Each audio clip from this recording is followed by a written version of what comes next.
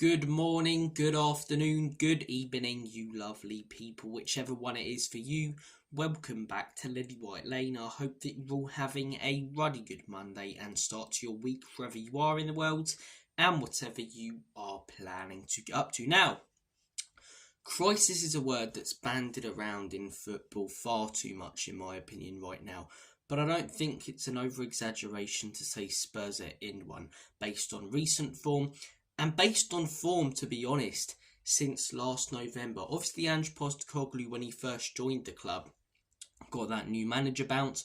We went on that really good run. I think it was 9 or 10 games or something unbeaten.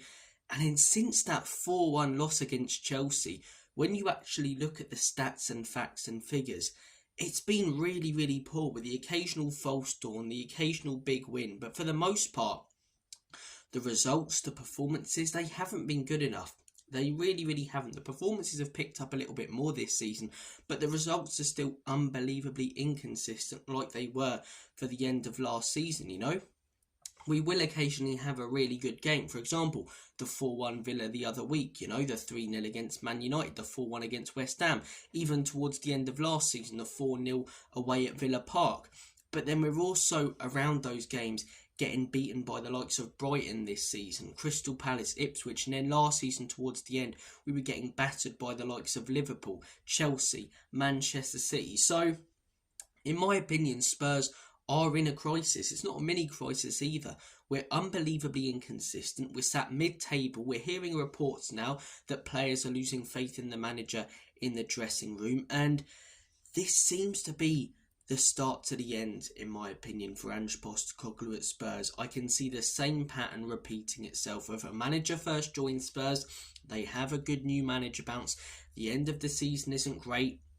They start the next season, things don't go their way. Players, as I say, you know, we hear about them going against the manager in the dressing room. Reports come out, as I say, about tension in the dressing room. Then we lose some games. The manager starts speaking and saying things to anger fans and opposition fans. Then we start to drift away from top four, which is Levy's favourite thing in the world. And then the manager goes. And I can see the same pattern repeating itself, and I really wouldn't be surprised now, especially after that Ipswich game, considering the games that we have coming up, if the end of the road for Ange Postecoglou is very near.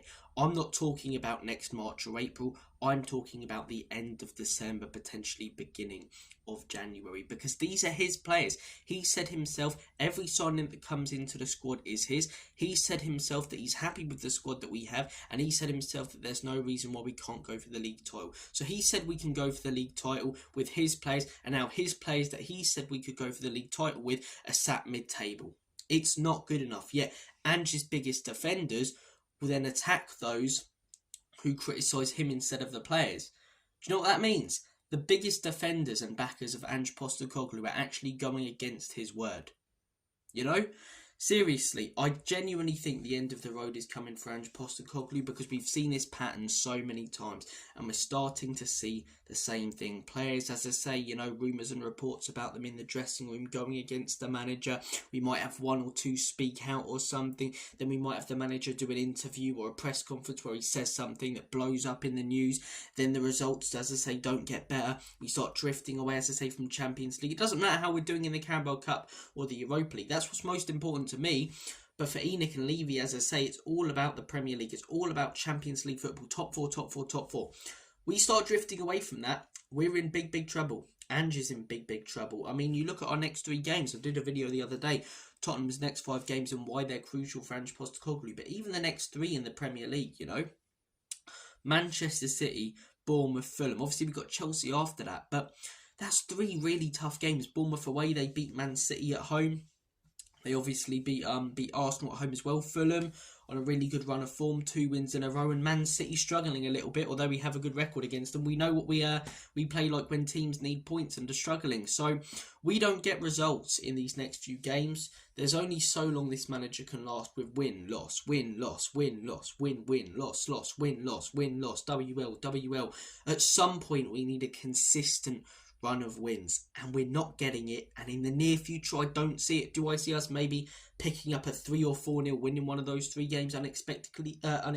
Yes, but I probably also see us dropping points in the other 2. So I think the end of the road for Ange Postecoglou is very, very near. I've been pretty clear over the last week on my thoughts and opinions. I've tried getting behind this manager. Last season, I gave him the benefit of the doubt towards the end. It was his first season. This season, there's been the occasional great result and performance, but it's been a real mixed bag, which isn't good enough for a club like Spurs, especially with the money that he's had spent on him. He's been backed far more than Jose and Conte and gets treated far better than both put together. To be 100% honest, I think the football at times isn't as good as some make it out to be. It is great when it clicks, but when it clicks is once every 4 games. That's not good enough. At times it can look really rigid and slow and tippy-tappy and boring, you know.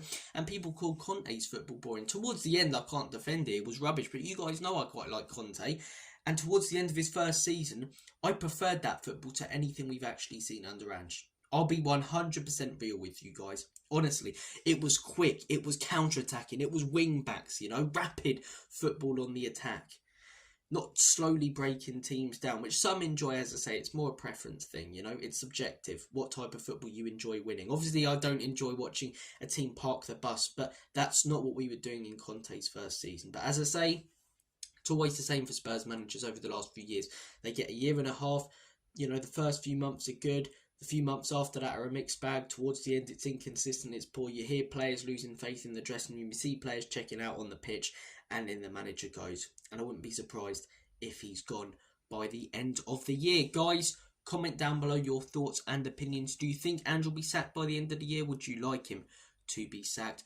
I'm going to crack on with my day and head off. Take care of yourselves. Have a smashing week. Football finally back this Saturday. I'll be regretting that when we're 4-0 down to Man City. No, I don't think we will. I think we'll put up a good fight. Got the Man City preview coming out later in the week. Check that out. As I say, daily content as per usual. All the best, guys. And as always, come on you Spurs.